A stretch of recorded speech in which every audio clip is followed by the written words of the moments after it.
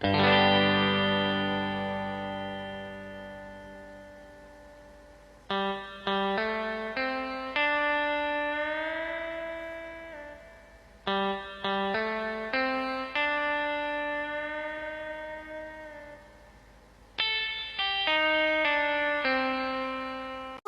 guys, kembali lagi sama kita.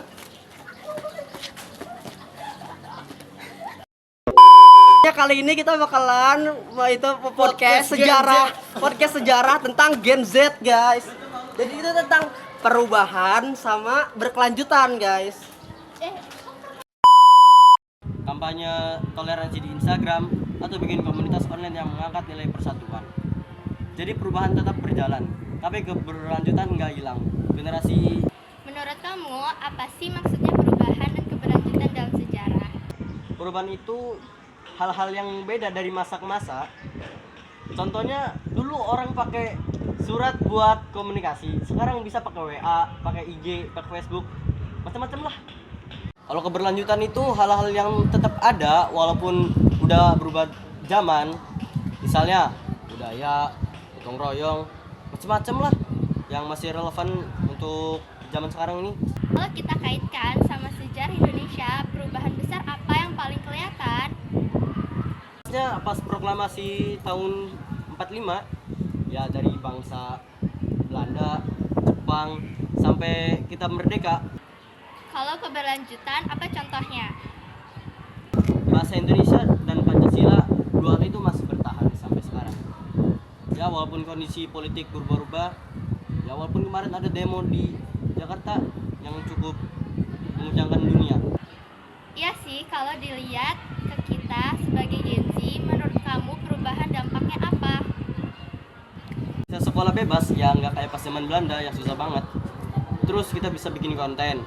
Terus kita bisa bersuara lewat media sosial, kayak IG, lu pengen ngobrol sama teman, bebas lah, nggak kayak pas zaman dulu. Itu semua hasil dari perjuangan para pahlawan yang telah berjuang.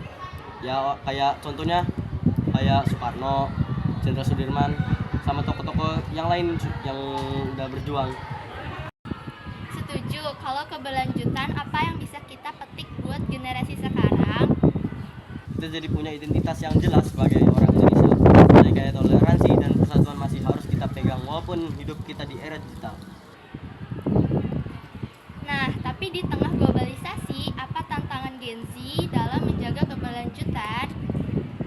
Tantangannya banyak, kayak budaya luar yang gampang banget masuk. Kalau nggak hati-hati kita bisa lupa sama budaya sendiri. Ditambah lagi gaya hidup individualis bikin susah banget buat ngejaga semangat kebersamaan. Terus solusi konkretnya gimana? Gimana cara Gen Z bisa mengaktualisasikan konsep ini? Caranya simple, manfaatin teknologi buat hal positif. Misalnya bikin konten cara di TikTok, di IG, sama di Facebook. Teknologi buat hal positif. Oke, terakhir deh, menurut kamu generasi kita bakal dikenang sebagai apa nantinya? Gen Z sekarang bisa jadi pencipta sejarah baru. Kita kreatif, melek teknologi, tapi juga punya tanggung jawab menjaga nilai bangsa. Jadi bukan cuma ikut arus globalisasi, tapi kasih warna khas Indonesia di dunia internasional. Yap, kalau kita bisa jalanin dua-duanya, masa depan pasti lebih cerah.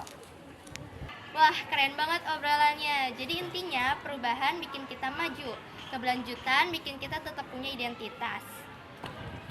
Oke, terima kasih. Sampai jumpa di episode berikutnya.